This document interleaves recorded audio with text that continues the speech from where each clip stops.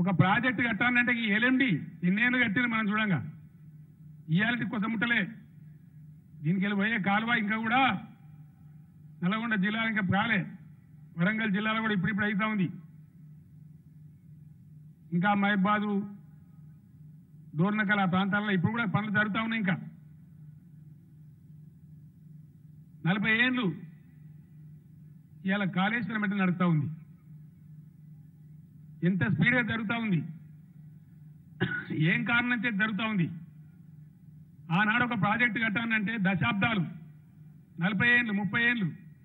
ఇవాళ 4 ఏళ్ళు కాళేశ్వరం చివరి దశకు వచ్చింది ఒక 6 నెలల తర్వాత ఇదే కరీంనగర్ జిల్లాలో కాళేశ్వరం ఒకసారి మనం స్విచ్ ఆన్ చేస్తే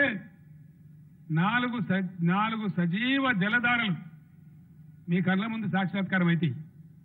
మీరే చూడబోతారు ఒక 5-6 నెలల తర్వాత జూన్ కాకపోతే జూలై కాకపోతే ఆగస్టు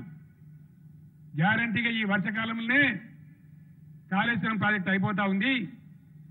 ఇంతకుముందే వస్తా ఉంటే దేశపతి శ్రీనివాస్ మిత్రుడు నా ఎంబడి ఉండే రేణిగుంట కాడ నేను చూపించిన శ్రీనివాస్గా ఇదే ఆక్రమణను చూసేది ఈ బ్రిడ్జ్ కింద ఎప్పటికి నీళ్ళే ఉంటాయి ఎండిపోయిగా మళ్ళీ మనం బతుకున్నాక చూడము అని చెప్పాను నేను ఒకసారి కాళేశ్వరం స్విచ్ ఆన్ అయిపోతే కరీంనగర్ జిల్లాలో అమృత దారలు బారినట్టుగా 4 జలధారలు ఉంటాయి ఒకటి 180 కిలోమీటర్ల పొడవుంది ఈ జిల్లాలో మానేరు నది అప్పర్ మానేరు ప్రాజెక్టు నర్మాల చెరువంటారు దాన్ని అప్పర్ మానేరు దగ్గర మొదలు పెడితే మిడ్ మానేరు ఎల్ఎండి నుంచి పోయి మంతెన దగ్గర గోదావరిలో కలిసేటప్పటికి 180 కిలోమీటర్ల పొడవు ఉంది 365 రోజులు అది నిండే ఉంటుంది పొద్దున్నే మాట్లాడాను రాజేందర్ గారితో అటు ఆయన నియోజకవర్గం కావచ్చు కొన్ని మానకొండూరు బాలకృష్ణ నియోజకవర్గం కావచ్చు కొన్ని చెక్ డ్యామ్లు కట్టిన ఒక 3, 4, 5 కట్టింది ఇంకొక 30-40 రావాలి 180 కిలోమీటర్లలో మొత్తానికి మొత్తం ఒక సజీవ జలధారలాగా జల దృశ్యంలాగా కన్నుల పండుగలాగా మానేరు నది విలసిల్లాలి రాబోయే 5-6 నెలల్లో ఒక సంవత్సరంలో ఆ దృశ్యం మీ కళ్ళతో మీరే చూడబోతారు వరద కాలువ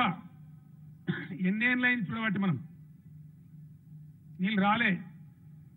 కళ్ళకి ఏడ్చినాం బాధలు పడ్డాం ఉద్యమాలు చేసినాం పాదయాత్రలు చేసినాం కానీ రాలే కానీ ఈరోజు అదే వరద కాలువను రిజర్వాయర్గా మార్చి శ్రీరామ్ సాగర్ పునరుజ్జీవ పథకం కింద కాళేశ్వరం నీళ్లతో శ్రీరామ్ సాగర్ నింపడానికి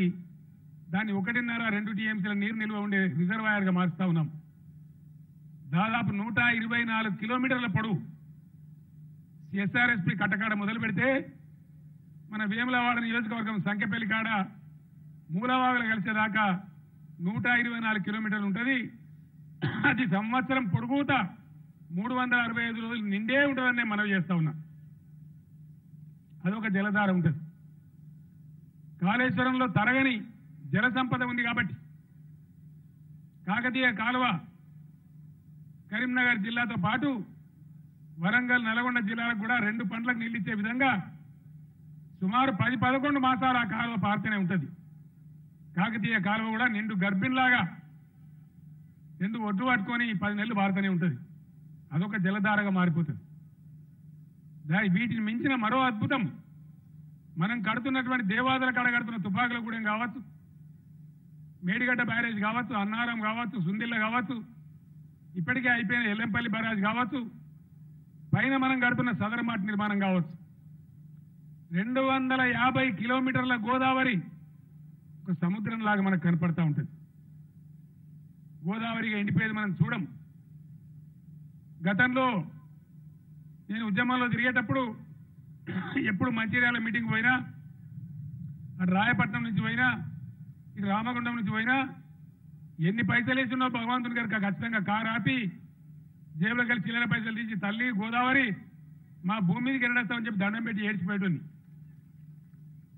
రామగుండం దగ్గర ఈ చిన్నపిల్లగాడు ఉత్తవచ్చినట్టు పోయేది దార ఉన్నదా గోదావరి ఎండిపోయిందిరా మాయమైందిరా అని భయమయ్యేది అటువంటి గోదావరి రామగుండం దగ్గర మంచిర్యాల బ్రిడ్జి కింద 365 రోజులు నిండే ఉంటుంది, ఎండే సమస్యనే లేదు. అట్లా 250 కిలోమీటర్ల గోదావరి సజీవంగా మనకు సాక్షాత్కరించబోతా ఉన్నది రాబోయే 4-5 నెలల తర్వాత. ఈ 4 జీవధారలతోని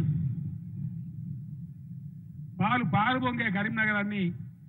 రాబోయే 4-5 నెలల తర్వాత మనం చూడబోతా ఉన్నాం. ఇది ఎట్లా సాధ్యమైంది?